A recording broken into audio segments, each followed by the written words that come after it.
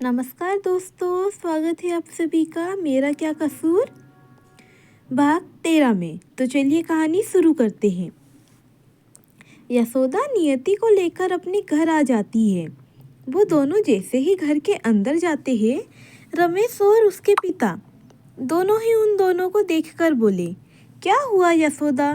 कहीं डॉक्टर ने सब ठीक तो है ना?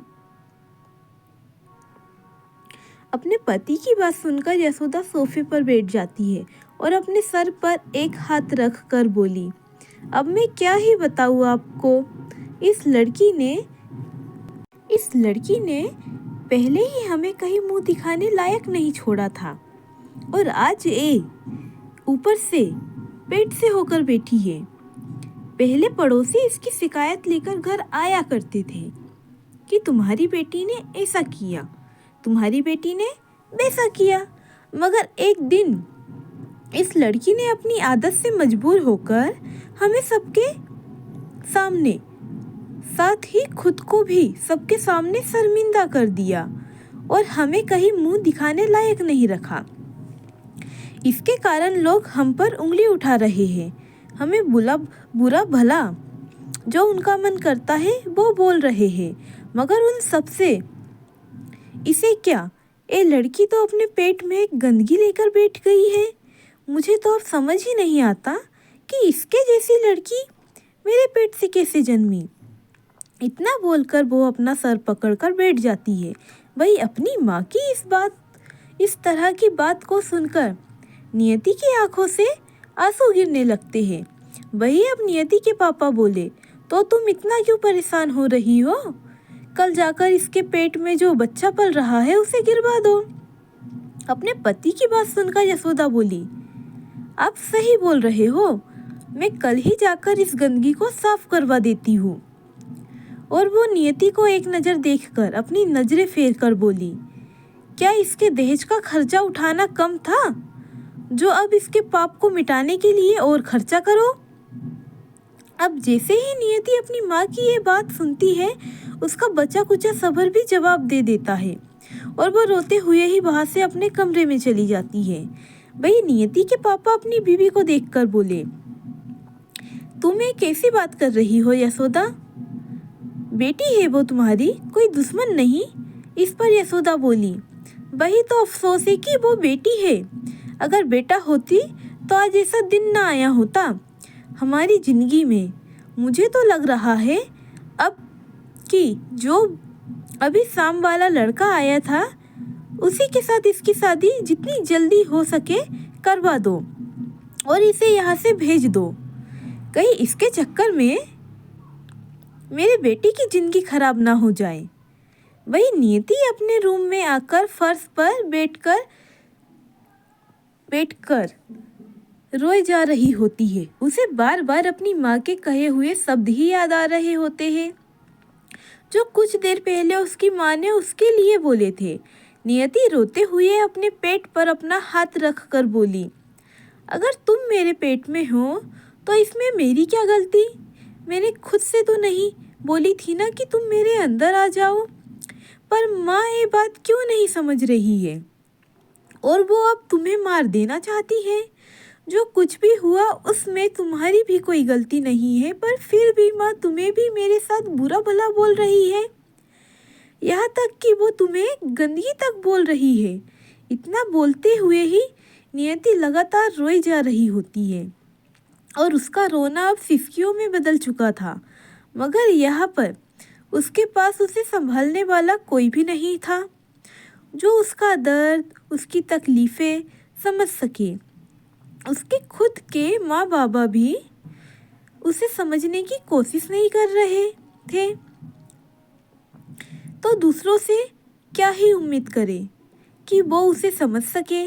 नियति सिसकते हुए ही खुद से ही बोली, मम्मी चाहे जो भी बोले पर मैं तुम्हें कुछ नहीं होने देने वाली, ना ही मैं उन गंदे लड़कों से शादी करूँगी। पहले तो मैंने सोची थी कि मैं खुद को ख़त्म कर लूँगी तो मम्मी पापा को भी मेरे कारण परेशानी नहीं होगी, मगर अब मैं खुद को ख़त्म नहीं कर सकती हूँ क्योंकि अब मेरे साथ तुम्हारी भी ज़िंदगी जुड़ी हुई है।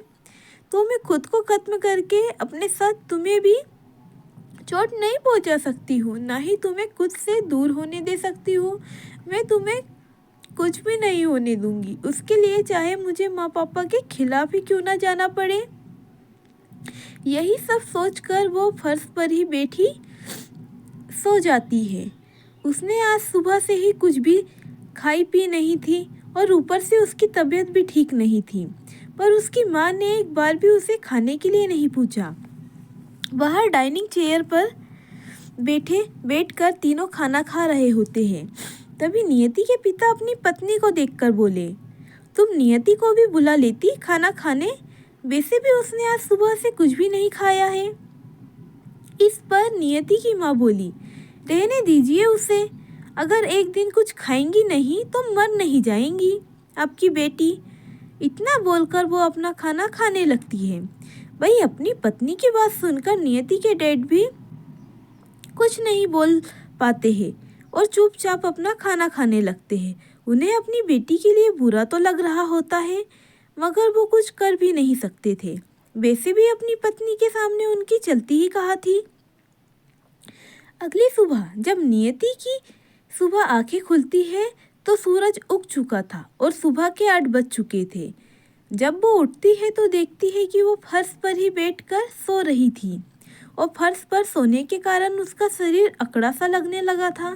तभी उसकी माँ उसके कमरे में आकर नियति को देखकर बोली, अगर तेरी नींद हो गई है तो जल्दी से तैयार हो जा, हमें हॉस्पिटल भी चलना है और मेरे पास सारा दिन नहीं है जो मैं तुझ पर ऐसे बर्बाद करूं। इतना बोलकर वो वहां से चली जाती है। वही नियति जमीन से उठकर खड़ी होती है, मगर उसके कदम लड़खड़ा जाते हैं। जमीन में सोने के कारण उसके पैर सुन्न पड़ चुके थे, पर वो खुद को संभालकर खड़ी होती है और बाथरूम में चली जाती है और कुछ ही देर में तैयार होकर अपने रूम से बाहर निकल जाती है। जब उसकी माँ उसे देखती है तो बोली, चल अब जल्दी से चलते हैं, नहीं तो लेट हो जाएंगे। अपनी माँ की बात सुनकर नियति कोई रिएक्ट नहीं करती है, ना ही उनकी किसी भी कोई भी बात का जवाब देती है। नियति का ऐसा बिहेव देखकर उसकी माँ उसका हाथ पकड़कर उसे अपने साथ ले जाते हुए बोली, चल नियति, हमें देर हो रही है।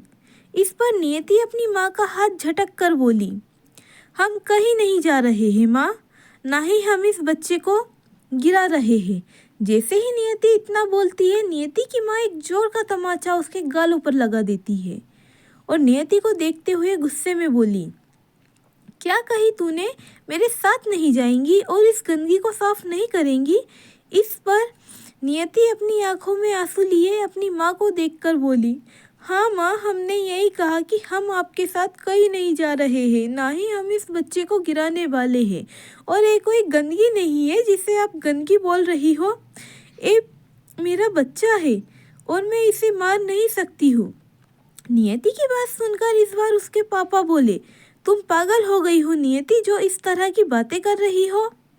तुम्हारी माँ जो बोल रही है उनकी बात मान लो, वो कोई तुम्हारा बुरा नहीं सोच रही है और हम जो भी कर रहे हैं वो सब तुम्हारे भले के लिए ही सोच रहे हैं।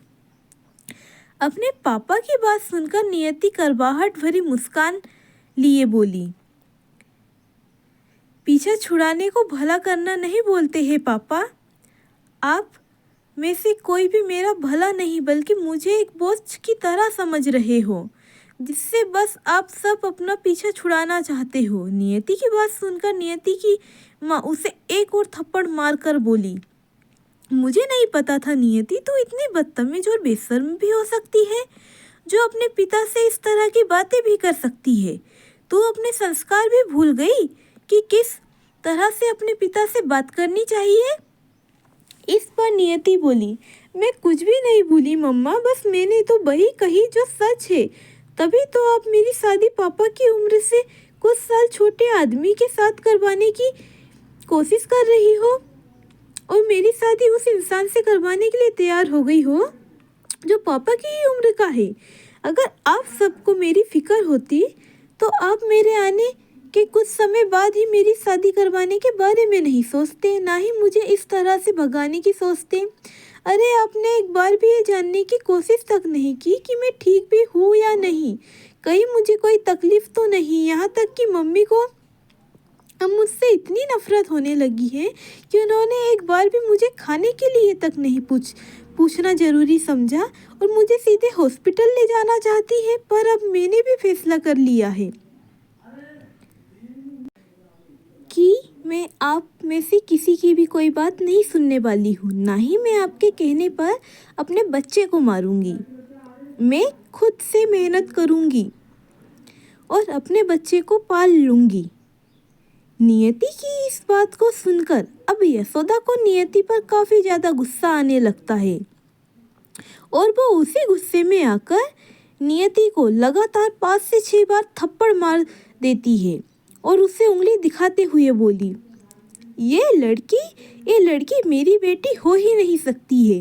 अगर ये मेरी बेटी होती तो ऐसा बिल्कुल भी नहीं बोलती और ये मेरी सारी बातें मान लेती, मगर ये तो हमें ही बुरा बोल रही है। नियति की बात सुनकर उसके पिता भी बोले, ये क्या तरीका है नियति तुम्हारा, और हम जो भी बोल रहे हैं तुम्हारे अच्छे के लिए ही बोल रहे हैं, तो तुम ऐसा कैसे बोल सकती हो। अपनी माँ की बात मानो और इस बच्चे को गिरा दो। इस पर नियति रोते हुए बोली, नहीं, हम इस बच्चे को नहीं मारेंगे, ना ही इसे कुछ होने देंगे। हमें आप सबकी किसी भी बात को नहीं मानना है। अगर आप चाहे तो हमें मार लो, पीट लो, पर हम आपकी किसी भी बात को नहीं मानने वाले। नियति की ऐसी बातें सुनकर नियति के पिता को भी गुस्सा आने लगता है और वो नियति को देखकर बोले, नियति, अगर तुम इस घर में रहना है तो तुम्हें हमारी बात माननी होगी। तुम्हें इस बच्चे को गिराकर हमारी पसंद के लड़के से शादी करनी होगी, और अगर तुम हमारी बात नहीं मान सकती हो तो निकल जाओ फिर हमारे इस घर से, और दोबारा अपनी मनहूस शक्ल भी हमें नहीं दिखाना। वैसे भी तुम्हारे कारण पूरी कॉलोनी में हमारा तमाशा बन गया है और तुम्हारे इस पाप के कारण हमारा और तमाशा मत बनाओ। अपने पिता की इस बात को सुनकर नियति की आंखें आंसुओं से भर जाती है और वो अपने पिता को देखकर बोली, पापा, मैं आपकी बेटी हूँ और आप ऐसा कैसे बोल सकते हो। इस पर उसके पिता बोले, अगर तू हमारी बेटी है तो अपनी मम्मी की बात मान ले, और अगर बात नहीं मान सकती है तो चली जाए यहाँ से। अपने पिता की बात सुनकर नियति रोते हुए ही बोली, ठीक है पापा, अगर आप सब यही चाहते हैं तो ठीक है, हम यहाँ से चले जाएंगे और दोबारा कभी भी लौट कर नहीं आएंगे। इतना बोलकर वो वहाँ से जाने लगती है तो उसकी मम्मी बोली, सोच ली नियति, अभी भी तेरे पास मौका है, फिर हमें कुछ नहीं बोलना। इस पर नियति बोली, हमने सोच लिया है मम्मी, हमें क्या करना है। जब आप मेरे होने पर भी मेरा दर्द नहीं समझ सकते हो तो फिर मेरा भी यहाँ रुककर कोई मतलब ही नहीं है। इतना बोलकर वो वहाँ से जाने लगती है। तो क्या लगता है आप सभी को, नियति अपना घर छोड़कर चली जाएंगी और उसके घर वाले उसे रोक लेंगे? प्लीज़ आप सभी अपनी राय कमेंट कर बताएं और